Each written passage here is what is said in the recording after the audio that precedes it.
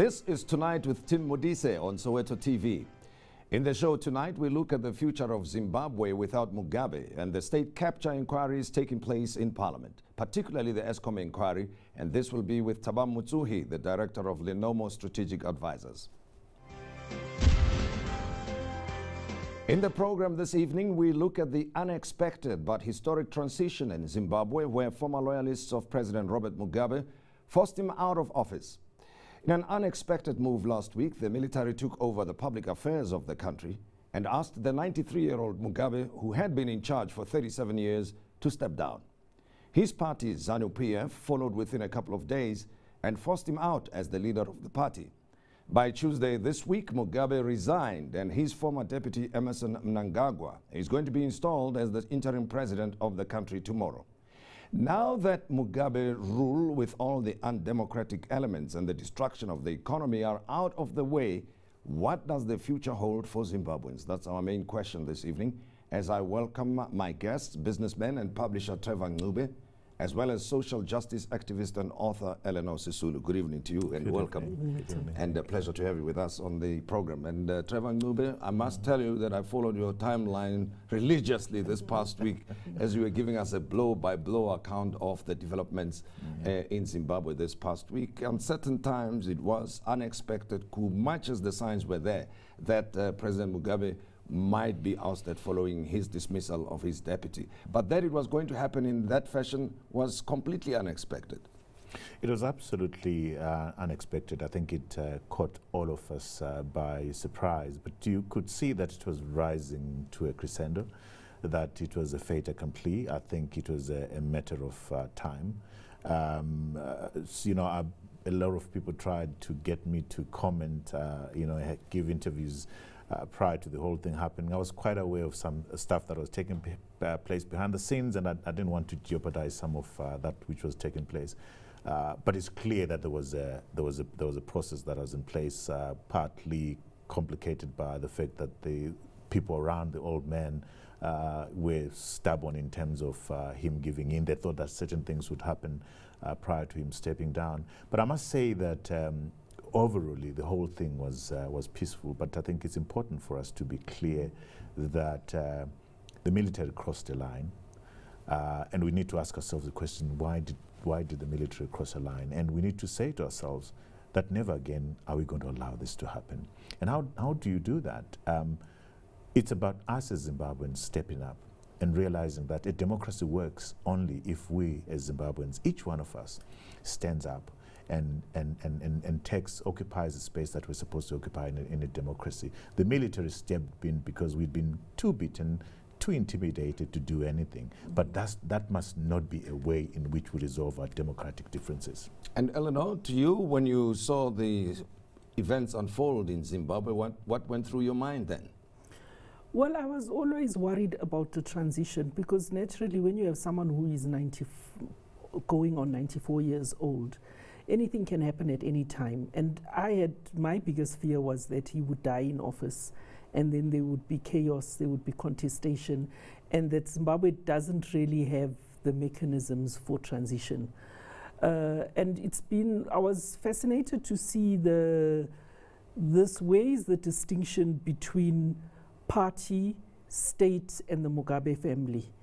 And essentially, in my view, this was a contestation between attempts for the Mugabe family to establish itself as a dynasty and have succession go to Grace Mugabe, or ZANU-PF asserted itself. And the distinction between the military and ZANU-PF is very, very narrow. So it's been fascinating, it's been disturbing. At some time it's exhilarating, because it's a change. I was 22 when Mugabe came into power, and I now have children who are 20. My youngest child is almost 22. So it's a long, long time in people's lives. It's also very emotional, because you think of all the people that fought for change who are not here to see it, and one remembers them. Well, but I think, you know, from a South African perspective, we must compliment all the forces and influential voices that played a role in this transition, notwithstanding the hangover from the past and what transpired then, that it is commendable that civil society, the military, the party itself, the opposition parties, somehow acted with some restraint as this drama was unfolding. But the thing that is confusing to some of us somehow is that how do you distinguish the incoming president from the Mugabe regime, because he was part of it anyway and played leading roles in what transpired over the 37 years of Mugabe rule. So what kind of leadership should we anticipate from Emmerson Mnangagwa as the incoming president? I think it can't be denied the fact that this man has worked with Robert Mugabe for 37 years and that he takes responsibility for a lot of stuff that took place in those 37 years. Kukuraundi, for instance, the abuse of human rights, the stealing of elections and things of that sort. But he's not an angel. He's not perfect. Neither am I perfect. None of us is perfect. I'm expecting tomorrow to hear a statement from Mnangagwa that's going to differentiate himself from Robert Mugabe. I'm expecting Mnangagwa to walk over towards all of us and give us the confidence that we can trust him. I'm in a generous spirit because of what's happened this week, and that generous spirit is I'm prepared to give the men a chance to show if the 2 weeks in exile made him reflect on his being complicit in getting Zimbabwe where it is right now. He needs to win our confidence. He needs to win our trust. There's a huge trust deficit that he needs to deal with. Well, the irony of the whole drama is that it took the First Lady, Grace Mugabe, to initiate this inadvertently by calling for the dismissal of Emmerson Mnangagwa as the deputy, which implies if he had stayed, then probably, you know, President Mugabe would only have stepped down come election time or something like that. Be that as it may, from a human rights point of view, what do you expect will happen in Zimbabwe? Well, I'll tell you what I'm hoping will happen is that I know that Emmerson Mnangagwa has been trying, there has been differences in ZANU-PF and different approaches to how to deal with economic affairs. He has had this project of Command Agriculture, where he has been really keen to get agricultural production going and have a different kind of economic approach. So I think that there's the overwhelming need on the part of ZANU-PF to get international sanctions lifted, to get to look democratic. And I think that looking democratic gives some space to actually maybe having some democratic changes made. And I think civil society needs to demand certain things, practical things like the repeal of repressive media laws, the AIPA and POSA and other legislation, which I'm sure Trevor can comment better on. Those are very important things. And I think, you know, Mnangagwa has this reputation and he's a bit of a mystery person, but I think he will want to show and appear to be democratic. Also, if he's interim president and there are elections in September, it's actually a campaign period for him.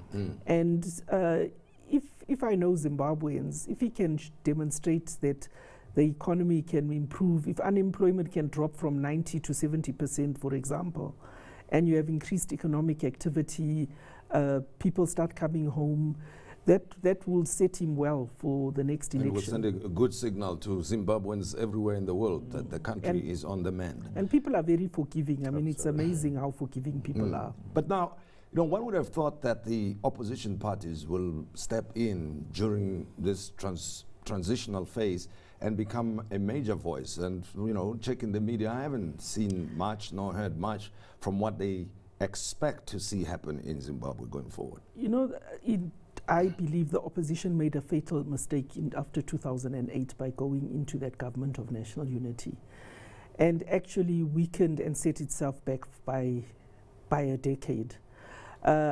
Momentum was lost, and as you know, Morgan Tsvangirai is really ill. He's been up and down to hospital, so he's not in.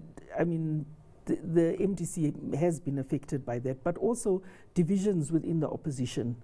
And I think just the complexity of getting into the GNU.